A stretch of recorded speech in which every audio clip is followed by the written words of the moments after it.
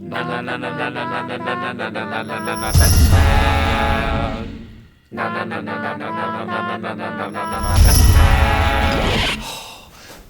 Walter, how often do I have to explain this? We can't both be Batman. You're supposed to be Robin. Yes, Robin has a mask too, so it's perfect for this tutorial. Damn it, I can't work like this.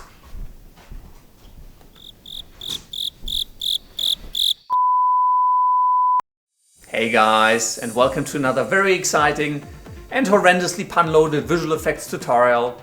Today we are once again going to talk about masking to cover some of the more advanced techniques and go through some of the most common problems that people seem to have when working with masks in Adobe After Effects.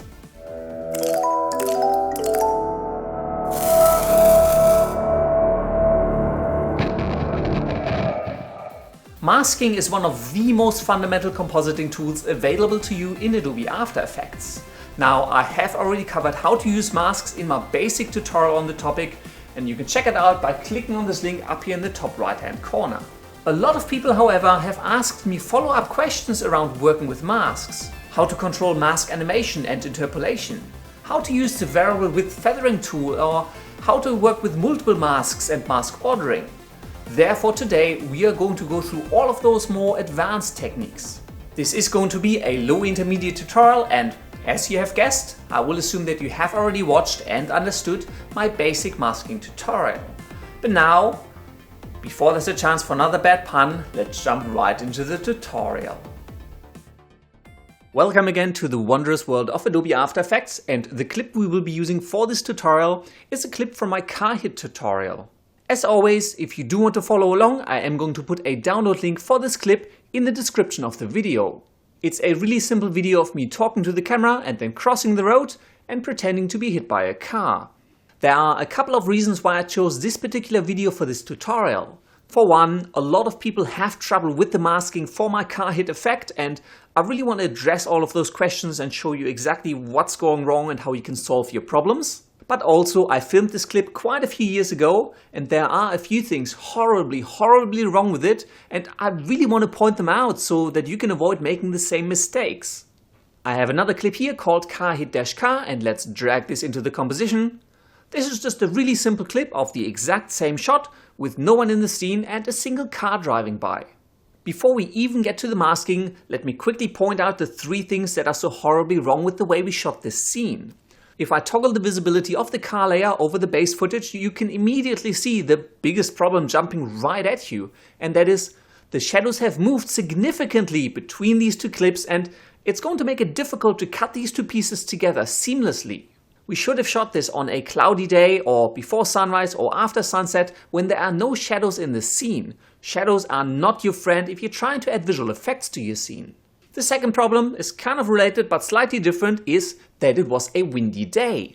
Therefore, all of the trees and branches are swaying, and when you're trying to cut different clips together where the branches are swaying slightly differently, and obviously the light has moved, it's going to make it difficult to cut them together properly. Finally, and this is not really the biggest problem, but we should really have used a green screen and filmed me against the green screen as I get hit by the car, so it would be a little bit easier to extract me from the background and kind of make the impact look a little bit more realistic.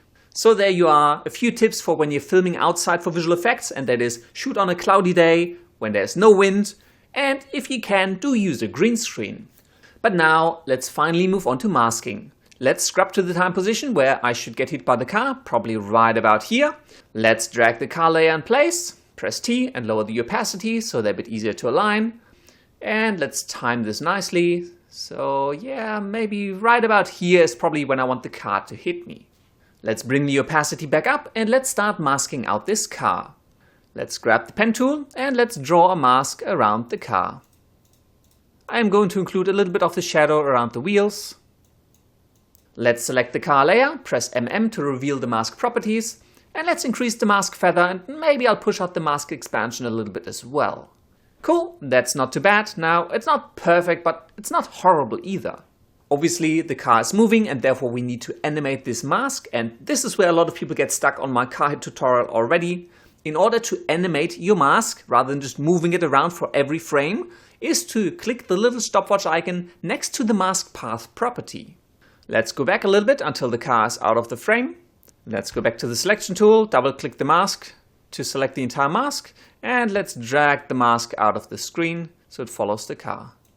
Let me zoom in a little bit, and it really misaligns. So now you really just have to go through, and for every frame that it's really off, you're going to have to realign your mask.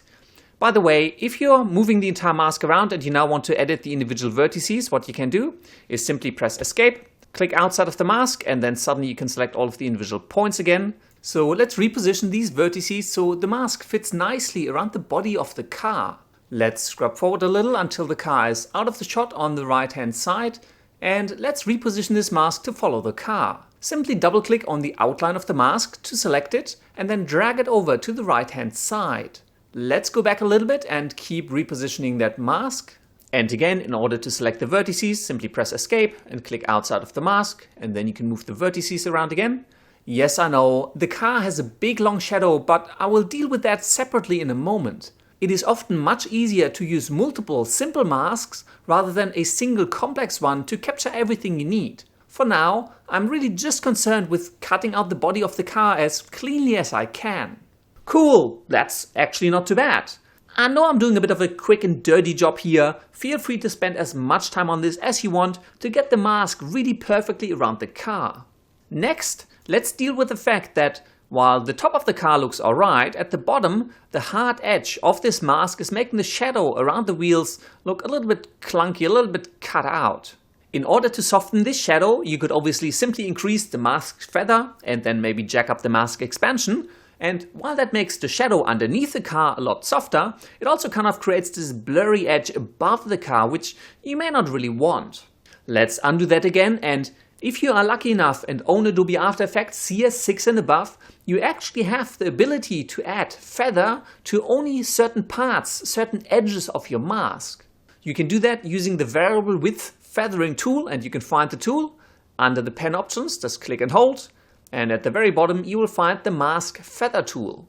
The way the mask feather tool works is you actually click on your mask path to create these feathering points, and you can drag these points out and in to define a soft edge. So let's define a soft edge here, starting just before the front wheel, and let's create another point just behind and drag this out just a little bit so we are creating this soft edge here. Let me zoom in a little bit so you can see this a bit. Yeah, this didn't really help.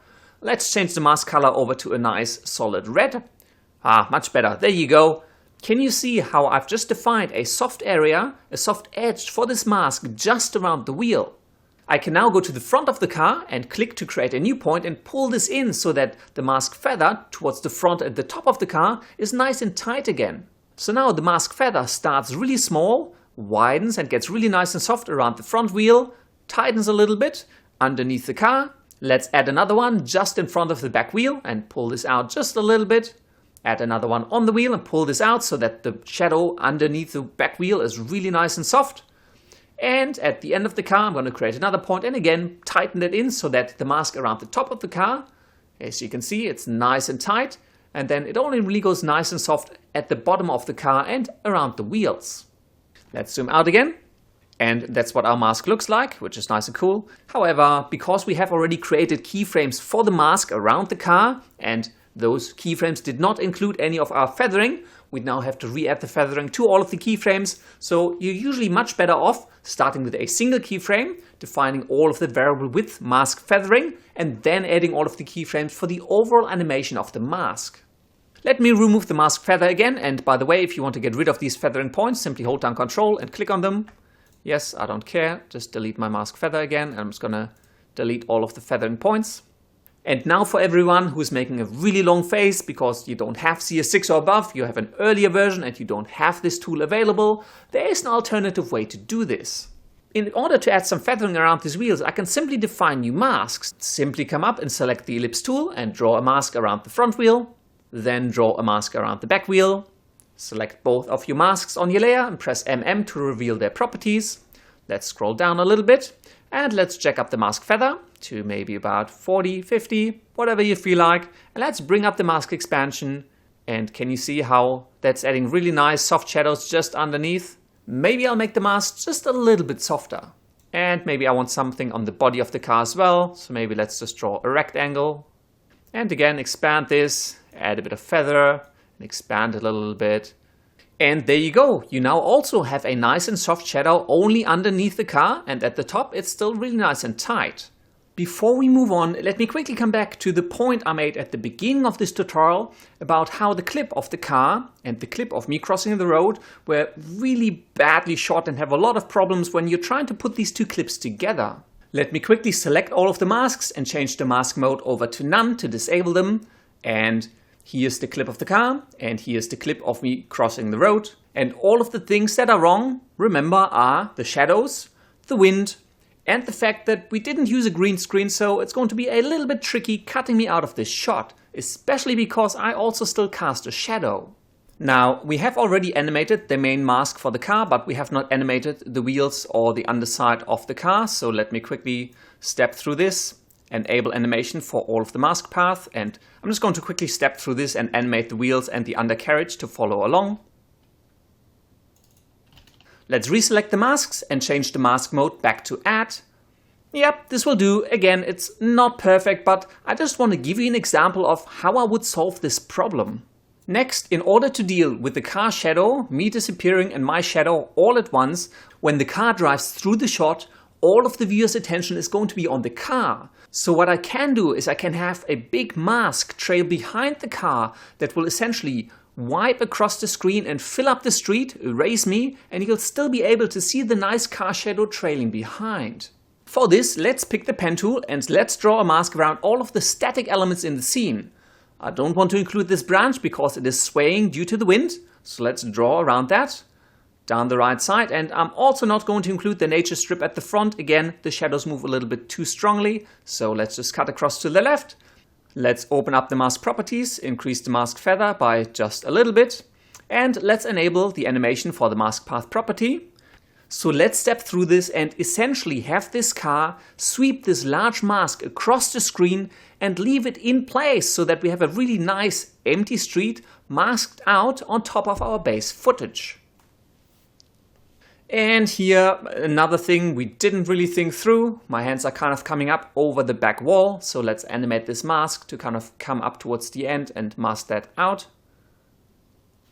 Cool, that'll do. Let's rewind and play this back. Bam, and there you go. Now, you can see a little bit of a sweep, but you could simply soften out this mask a little bit more and it's not going to be all that noticeable because, as I said, in this moment, all of the viewer's attention is going to be on the car anyways. The very last thing you would have to do is obviously mask me out and have me being flung away by the car, but I've already covered how to do that in my car hit tutorial. Let's instead move on to something much more exciting, which is mask order and mask modes. Let's solo this layer and you will see that Adobe After Effects has actually combined the contents of all of our masks together. Obviously, as you've seen, you can have as many masks on a layer as you want, and just like every layer has a blend mode, every mask has a mask mode. And these are, let me drag this up just a little bit so you can see all of them. Those are add, subtract, intersect, lighten, darken, and difference. Obviously, you can also set the mode to none, which will simply ignore the mask, but let's reset this to add. And the way this works, actually, maybe let's collapse and hide this layer and work with the base layer instead. With the base layer selected, let's just draw a simple mask, and obviously this will add the contents of the mask onto the layer. And the mask mode obviously is set to add. If you change this over to subtract, for example, you'd cut the contents out. You can obviously add multiple masks. Let's draw another one. So here's the second one. Actually, I'm going to change the color of the second one over to red. And maybe let's make the first one green, just so they're a bit easier to see and easier to distinguish. It is important to understand that After Effects applies all masks top down. That means that mask 1 will be applied first, then mask 2. If you drag mask 2 above mask 1, suddenly this looks entirely different because we are first adding only the contents of the red mask and then we're cutting out everything with the green mask. So mask order is really important. Let's add a third mask and let's change this one over to intersect. Nothing shows up. And again, it's just due to mask order, and it is really logical. First, we're starting out with only the contents of the red mask, which is set to add. Then we're taking everything that is green away. And then we're only showing what remains in the image intersecting with the orange mask, which is nothing at all. If, however, we rearrange mask 1 and 2 again, now you can see something on the screen again, because After Effects will first subtract the contents of mask 1 from our footage. It will then add everything defined in the red mask back in, and it will then restrict the visible areas to only the areas that intersect with mask 3. You can perform some really intelligent and intricate masking using these techniques and create some really cool effects as well, but I'm going to leave you to all of that. Instead, let's move on to the last topic that I want to talk about, and that is mask interpolation. I have a really simple composition which only has a single layer with a single mask, and it has an animated mask path that animates from an S to a U. Now, this mask interpolation looks pretty ugly. It kind of looks like the S is just melting into the U. It's really nothing to write home about. Fortunately, there's a really simple helper tool available in After Effects that can help us make this animation look a whole lot better. And you can find it if you go up into your window menu and tick Mask Interpolation. The Mask Interpolation panel can generate additional keyframes and points and smoothen out animations and make things look a little bit more refined. To use this tool, simply select 2 consecutive keyframes on your timeline, and they need to be for a mask path property on one of your layers. And then over in your Mask Interpolation panel, there's a whole bunch of options. I'm going to talk about a few of them in a minute. Let's simply hit Apply. After Effects has created a whole bunch of keyframes, and let me make this a little bit bigger. And it's added a whole bunch of points on the mask as well to simply smoothen out this transition so it doesn't look quite as clunky and ugly. Let's undo that so you can see what it looked like before. So this is the before. And if we apply the effect, this is the new interpolation. Let me bring up the Mask Interpolation panel again, and let's quickly talk about some of these options. Let me undo the interpolation we applied again, so we're back to just our 2 original keyframes. In the Mask Interpolation panel, you can set the keyframe rate, which will determine how many keyframes After Effects will create on your timeline. You can also determine to keyframe the different fields if you're working with interlaced footage that is going to create twice the number of keyframes. You can select to use linear vertex path, and if we scrub through this, you can see that all of the vertices actually move from one space to the next in a straight line. By disabling use linear vertex path, you're telling the animation engine that vertices can move in a curve rather than just in a straight line. And then you have properties for bending resistance and quality. Bending resistance determines how likely your shape is to bend and stretch, and the quality determines which vertices from the start keyframe can be matched to which vertices on the last keyframe. Add mask path vertices, that's the option that told After Effects to add a whole bunch more points into this mask to make the animation smoother, and I would always leave this on just because there isn't really a reason not to. Matching method, I usually just leave on auto. The other 2 important settings are actually the use one-to-one vertex matches and the first vertices match. And for that, it is very important to understand that the vertices of this mask actually have a fixed order from 1 through to n, where n is the total number of vertices. And if we zoom in a little bit here, you can see that one of the vertex points is a little bit bigger. This is vertex 1 on this S shape. If I go to the last keyframe, right here on the U, you can see this vertex here is vertex number 1 on the U shape. By saying use one-to-one vertex matches, it will tell After Effects that vertex number 1 in this shape has to go to vertex number 1 in this shape. And this is the reason why this particular vertex, vertex 1 on this U shape, ends up in the position for vertex 1 on the S shape. If you enable use one-to-one vertex matches, means that every single numbered vertex has to go to every single correctly numbered vertex on the target shape. If you disable that and just say first vertices match, that just means that vertex 1 has to go to vertex 1 on either shape, and all the other ones can go wherever they want. Now, let me zoom out a little bit, and let's set the bending resistance to maybe somewhere around 70. Jack up the quality, and let's disable the first vertices match option. Make sure you select the 2 keyframes you want to interpolate between, and then simply hit Apply. Wow, trippy. Now, you can't always predict the results you're going to get with the mask interpolation tool, and as I said, it doesn't always work particularly well, but you're always going to end up with a much smoother animation, and you can always just play around with these parameters, maybe delete the intermediate keyframes and reapply it all, just to see what kind of cool results you can generate. If there's anything masking related that you feel I haven't covered yet, please leave me a comment down below, but hopefully this gives you a full overview of all the cool stuff that you can do with masks in Adobe After Effects. And that is pretty much all there is to masking. I really hope you enjoyed this tutorial, and as always, if you do have any comments, questions or suggestions, just leave them down in the section below. If you did enjoy this video, I would greatly appreciate it if you could give it a thumbs up, favorite it and share it with the world. And if you do want to see more cool filmmaking and visual effects tutorials, don't forget to go to youtube.com/surfacedstudio and subscribe. Thank you very much for watching, and until next time, I will see you later.